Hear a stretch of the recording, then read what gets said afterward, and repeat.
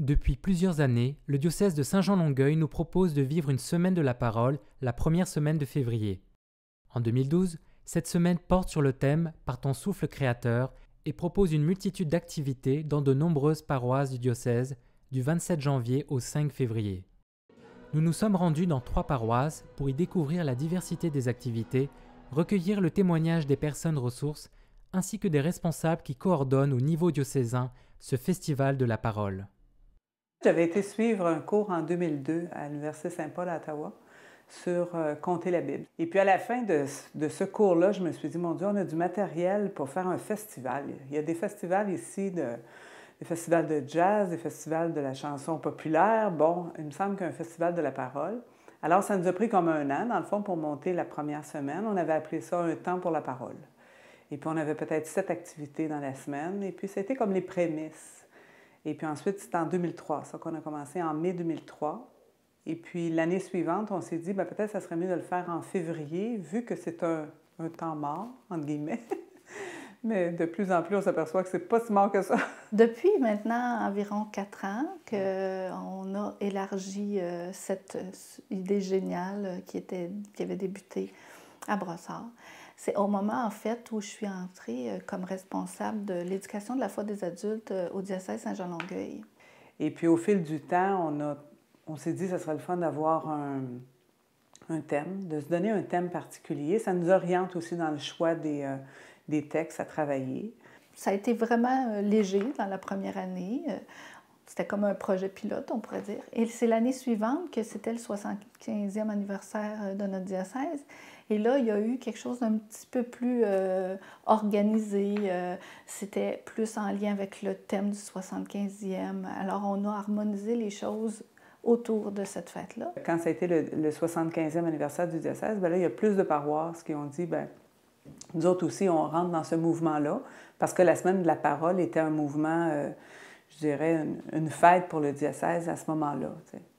Et puis, à chaque année, là, il y a toujours une paroisse de plus de personnes qui s'intègrent et puis qui disent, on veut participer, nous autres, on veut faire quelque chose. Finalement, c'est par contagion que ça se propage. Et pour moi, c'est un signe de l'esprit, en quelque sorte, de voir que les activités, finalement, stimulent les gens, leur donnent le goût. Puis pourtant, on sait très bien que dans les paroisses, les gens sont assez débordés, mais ils trouvent le temps, ils trouvent l'intérêt à mettre du temps dans cette préparation en vue d'inviter des gens qui ne sont pas toujours justement des paroissiens réguliers, qui visent parfois un autre type de destinataire. Alors, dans le fond, la Semaine de la parole, c'est de travailler la parole de Dieu, de l'apprivoiser, de la lire, de l'ouvrir et de prendre parole aussi ensemble, en jouant avec la créativité des personnes. Alors, il peut y avoir, admettons, moi j'essaie de jouer en même temps sur les 5 sens. Alors qu'il y a quelque chose qui touche l'ouïe, quelque chose où on peut parler, qu'il y a des choses à voir, des créations.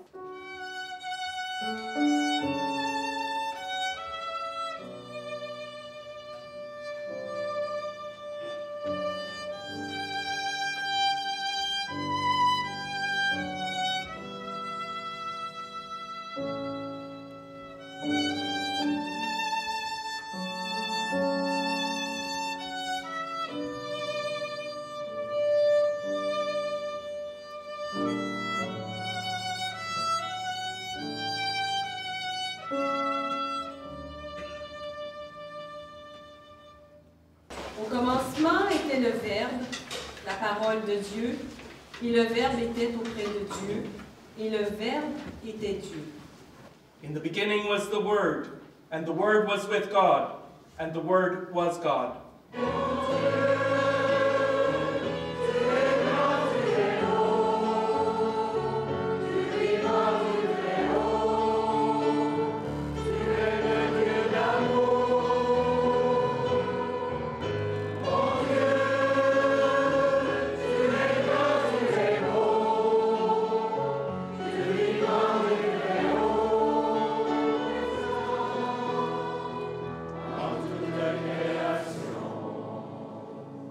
C'est une louange à la création.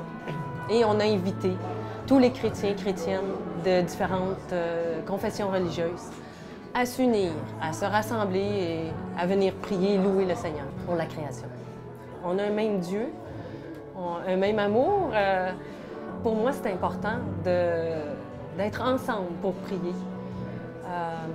Et quand on a pensé à la création, alors on s'est dit, ben pourquoi pas, tant qu'à faire une soirée de louange, pourquoi pas le faire avec les autres chrétiens et chrétiennes qui sont autour de nous, dans tout le diocèse.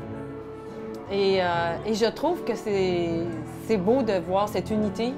Nous avons ici ce soir des représentants de l'Église anglicane, de l'Église presbytérienne, de l'Église luthérienne et de l'Église catholique.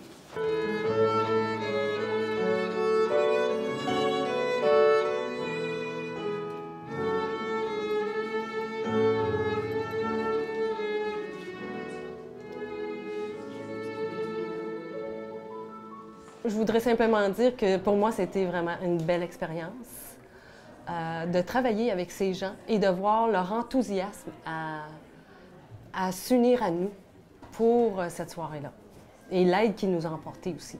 J'ai trouvé ça merveilleux. Parce que la Semaine de la Parole suit aussi la Semaine de l'Unité des chrétiens. Et puis c'était aussi notre désir de dire, bien, on pourrait poursuivre la Semaine de l'Unité des chrétiens en intégrant dans la Semaine de la Parole une activité qui rejoint les chrétiens de d'autres églises.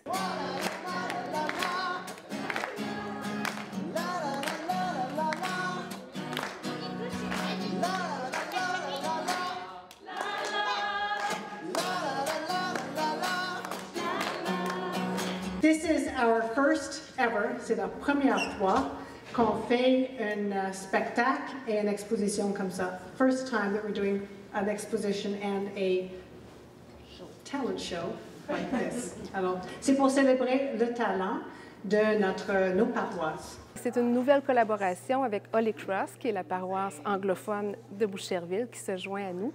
On a créé une soirée qui s'appelle le Talent Show. C'est un spectacle amateur précédé d'une exposition avec des artisans pour faire valoir les talents de chez nous, étant donné le thème de la Semaine de la Parole cette année, par ton souffle créateur. Alors, on s'est dit comment on peut faire ressortir les forces et les talents de notre milieu. Alors, on a une exposition d'icônes, on a des bijoux, on a du travail dans le verre avec des fleurs, des feuilles, des choses de la nature. C'est quand même assez varié là, pour une première fois. On a 7 exposants cette année. Alors, les gens qui vont participer, c'est pour ça qu'on dit un spectacle amateur, parce qu'on ne voulait pas mettre de pression. Les gens qui viennent sont libres et ont le goût de juste faire valoir ce qu'ils font, ce qu'ils savent. Et à partir de leur talent, bien, ils ont préparé des petits numéros. Alors, il y a du ballet.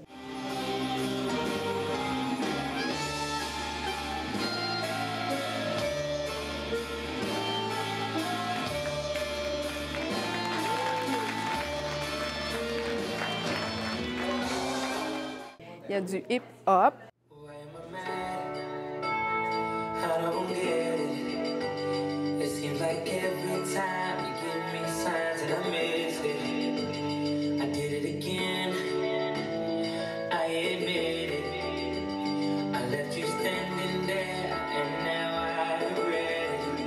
Il y a du chant, différents styles de chant. Il y a une famille aussi qui fait musique et chant.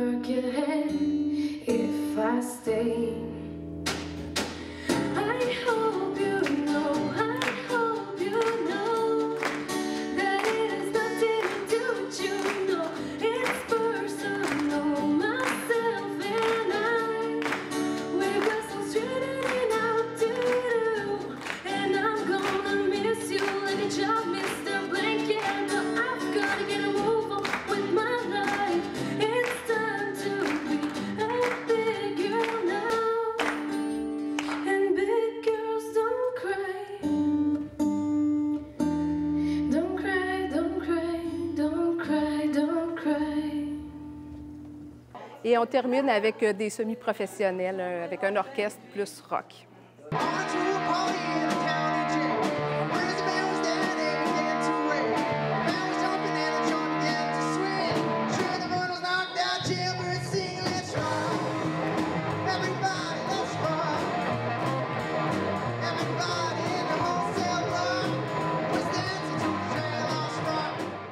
La musique n'est pas religieuse. On a voulu vraiment faire valoir les talents de la région, de la ville, en fait, mais on veut mentionner quelquefois dans la soirée que c'est organisé par les paroisses de Boucherville pour que ça soit ouvert. On voulait que ce soit intergénérationnel, que les jeunes familles puissent aussi venir exprimer leurs forces et leurs talents.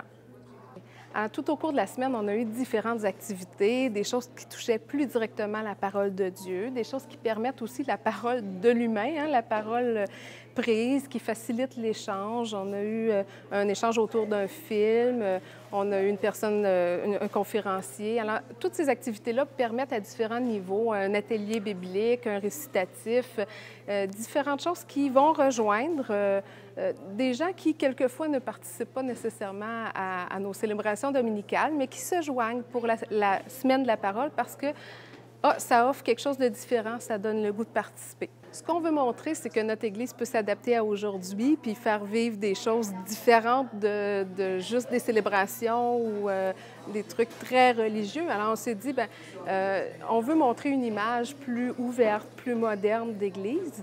Tout ça, c'est gratuit, mais c'est une contribution volontaire et que les sous amassés aujourd'hui vont être donnés à un organisme qui aide les familles dans le besoin pour Boucherville.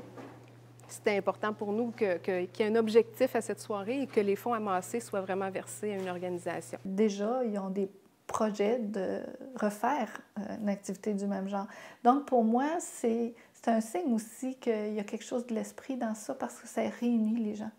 2 activités comme ça cette année qui semblent avoir eu beaucoup de succès, de rassembler les chrétiens de différentes confessions, les catholiques anglophones, francophones du même territoire qui habituellement ont chacun leur lieu de culte, font chacun leurs affaires. Et là, tout à coup, ils sont ensemble pour partager leurs talents, ce qui est de l'ordre de ce que Dieu leur a donné pour créer.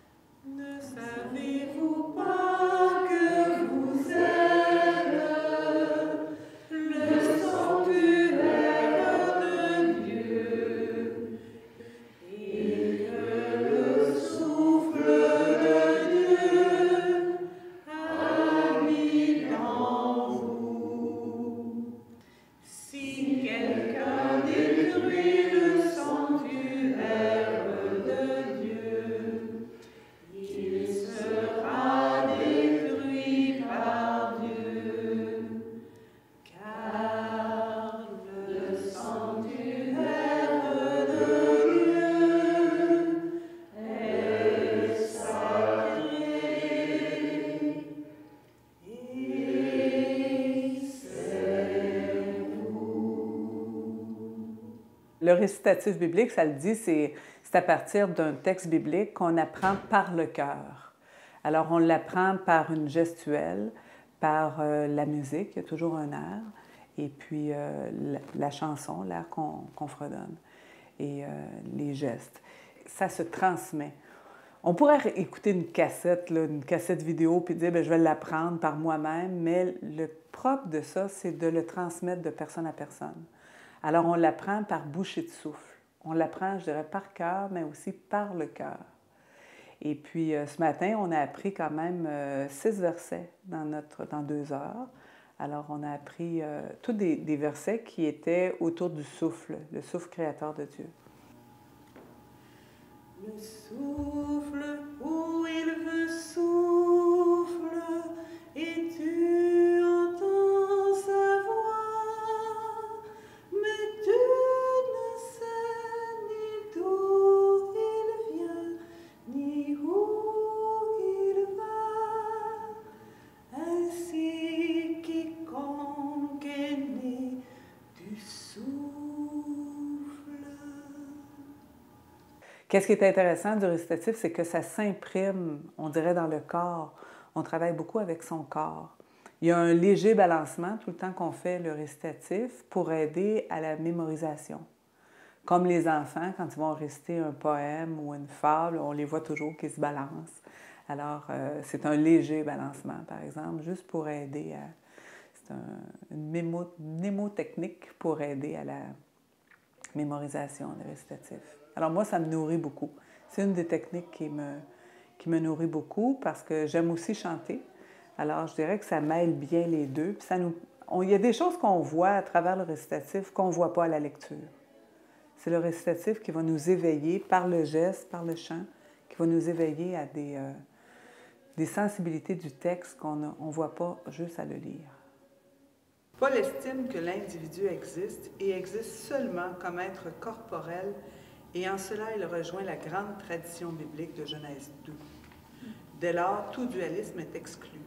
Ce corps, si souvent méprisé dans la tradition chrétienne, n'est pas qu'une enveloppe dont l'âme sortirait à la mort. Il est membre du Christ, temple du souffle, temple du Saint-Esprit.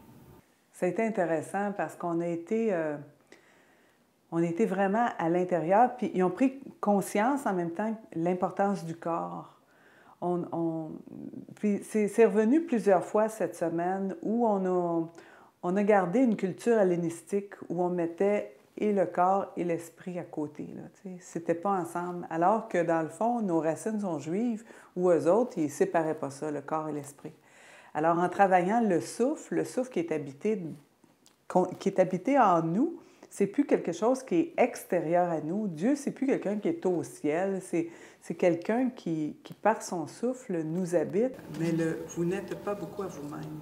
Comment vous comprenez ça? Vous n'êtes pas. Vous n'êtes pas à vous-même. On fait le mal qu'on ne veut pas. On n'est pas conscient. On n'est pas conscient. Tout le mal qui se fait sur la terre. On ne s'appartient pas, ce n'est pas notre chose. Hein? On ne possède pas notre vie. C'est un cadeau.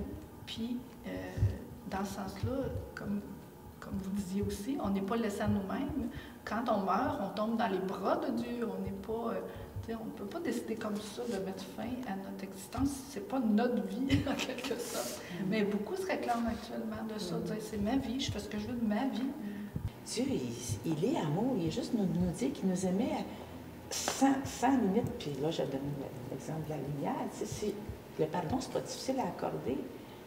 C'est pardonner, c'est difficile. Non, si tu mets de l'amour, tu n'es plus capable d'en vouloir à l'autre. Pardon, c'est l'amour, c'est ça qui est venu nous révéler.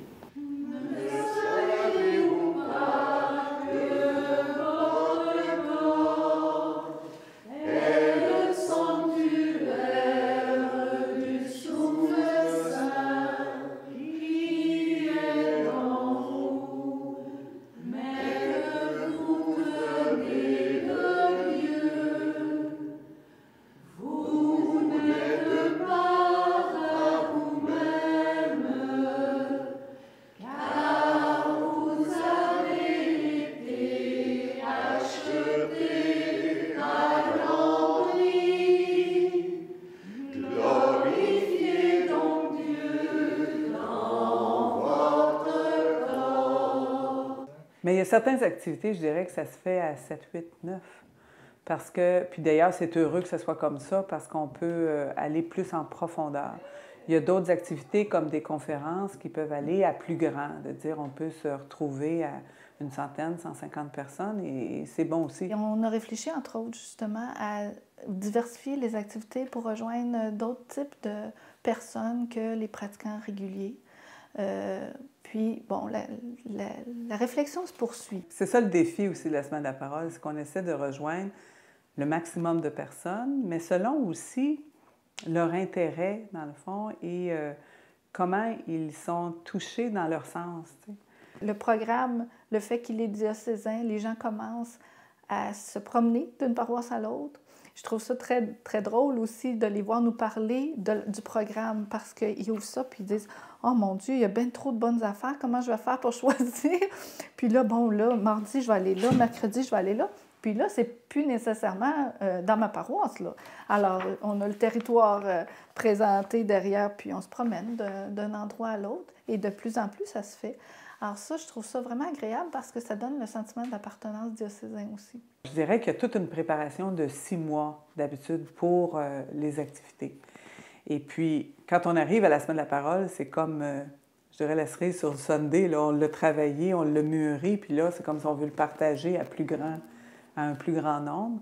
Puis on espère qu'ensuite, ça va continuer de nourrir les personnes après l'événement, dans le fond. L'Église, elle est souvent perçue comme c'est la liturgie, puis tout particulièrement la messe qui réunit les chrétiens. Mais je pense qu'avec le synode sur la parole de Dieu, entre autres, des Verbum Domini, on est en train de redécouvrir que c'est la parole qui nous nourrit aussi, et je dirais prioritairement qui donne du sens à nos vies, puis on est en quête de sens. Fait que si les chrétiens redécouvrent que la parole les nourrit, ça ouvre à une autre manière d'être Église, et c'est heureux. De manière générale, je dirais que oui, j'ai été comme la fondatrice, je dirais, celle qui a donné le premier essor à la Semaine de la Parole. Puis je trouve ça que c'est heureux que, je dirais, l'enfant n'est pas resté juste dans son cocon, mais que maintenant, il y a d'autres personnes qui ont le goût de continuer puis de pousser plus loin, puis d'aller voir jusqu'où on peut aller. Je pense que quand on parle aussi de nouvelle évangélisation, c'est des termes qu'on entend souvent. Des gens qui sont à la recherche de Dieu, des gens qui ont soif de spiritualité. Il me semble que la Semaine de la Parole, c'est un moyen, en tout cas, pour y arriver. Je sens sincèrement qu'il y a quelque chose qui nous dépasse là-dedans, qui est plus grand que nous. C'est pas juste une stratégie marketing, là. C'est plus grand que ça. Et que c'est une manière dont l'Église est en train de se transformer. Alors, pour moi, c'est une façon, un moyen, par où ça passe. Si ça prend une autre forme, ça prendra une autre forme. Mais là, en ce moment, je crois que ça vaut la peine parce que les gens s'unissent pour le vivre. Ils trouvent leur compte. Le vent souffle au Québec. Le vent souffle dans notre Église, au-delà du Québec. Il y a quelque chose qui se passe. Il y a plus de vie qu'on le pense, laissez-moi vous dire. Mais le souffle, si on n'est pas attentif, on ne s'en rend pas compte qu'il est là. Hein? Tu sais, le vent, qui c'est qui s'occupe du vent ici, à part un peu les météorologues, puis de temps en temps, quand on a des activités, mais le souffle de Dieu, des fois, ça peut être ça aussi. Il est tout le temps là.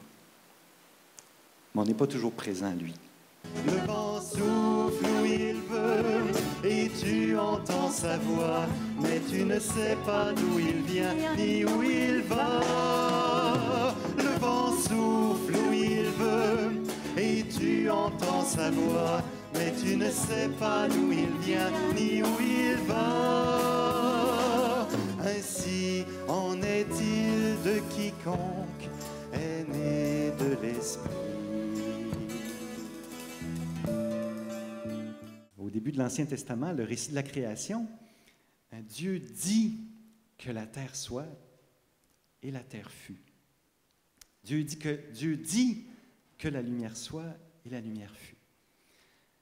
C'est pas de la magie, puis c'est pas un reportage, ça, là. Mais les auteurs inspirés de ce texte-là ont voulu nous révéler quelque chose de la puissance de la parole.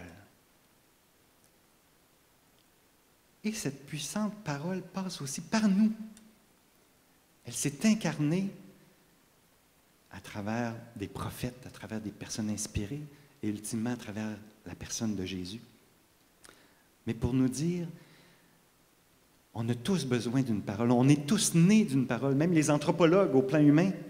Un enfant à qui tu ne parleras jamais, là, il ne se développera pas. Il ne saura même pas qui il est. Ton propre nom, ton identité, tu la connais parce que tes parents t'ont nommé et t'ont appelé comme ça. On est à l'existence grâce à la parole des autres. C'est incroyable, ça. C'est puissant, la parole. Lorsque ta parole se fait chair dans la nuit, en Jésus nous l'avons accueilli. Lorsque ta parole rend nos vies plus vivantes, tes mots prennent chair, on les chante. Béni sois-tu pour la parole qui nous donne vie. Béni sois-tu pour la parole qui nous donne vie.